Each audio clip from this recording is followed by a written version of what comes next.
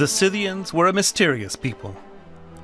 They were nomadic horsemen, they had no writing, left no written legacy, but they did leave fabulous treasures, magnificent garments, and skillfully worked vessels for archaeologists to find in burial mounds on Crimea.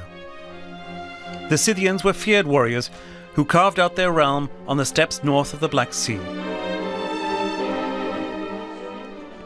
A travelling exhibition of Crimean artifacts has landed in Amsterdam, and right in the middle of the Ukrainian-Russian conflict. We've got a problem with the items on loan. Legal experts are considering who the object's legitimate owners are and who we should return them to. We're hoping it'll all turn out all right, but feelings are already running high. Maar goed, dat houdt de gemoederen wel bezig. Most of the items are on loan from the old palace of the Crimean Tatars in Bakhchisarai.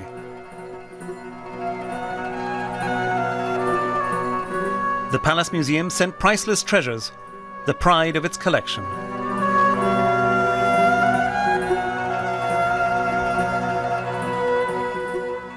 The exhibition currently touring Europe is made up of 1,240 pieces.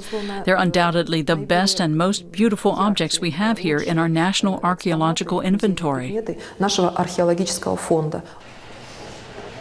But who are the items' rightful owners?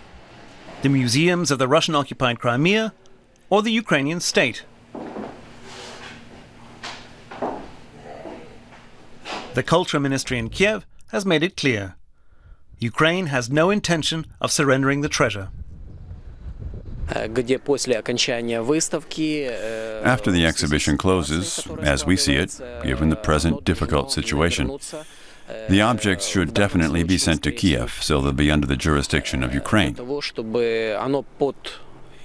UNESCO ought to supervise the return. Amsterdam is nowhere near Crimea, but suddenly it's in the midst of the conflict. Its legal system has yet to reach a conclusion on the legal ownership of the treasure and who it should be handed over to. The visitor's book at the museum in Amsterdam is filling up with comments both for and against returning the items to Crimea, with both sides about even.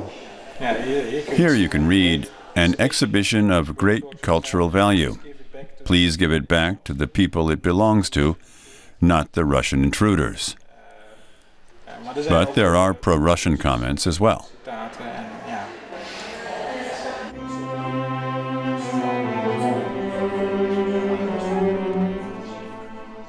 The centerpiece of the exhibition, the Scythian golden helmet, is on loan direct from the Historical Museum in Kiev.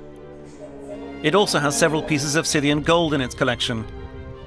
The museum director understands the concerns of her counterpart in Bakhchisarai, but she's convinced the items from Crimea are Ukrainian property. The items ought to remain in Ukraine until the situation in Crimea has calmed down. That would be a way to solve the dispute peacefully. Many in Kiev share this view. It's my opinion that every object that was found in Ukraine and every single exhibit should be returned to Ukraine. They could talk to the Netherlands. The European Union supports us. I think the exhibits should come here to us in Kiev.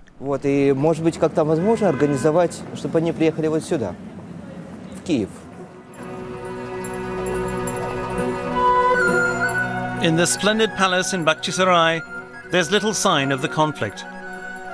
But to the museum director, Oksana Alpashkina, it's all too real. When she sent the treasure to Europe on loan, Crimea had not split from Ukraine. Now she's afraid she'll never see the cream of her collection again.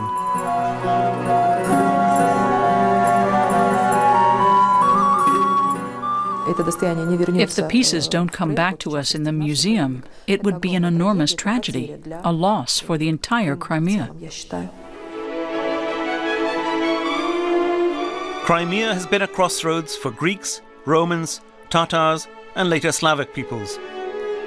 Ancient trade routes to China passed through here. This melting pot produced a wealth of arts and culture, and now it falls victim to a nationalist conflict.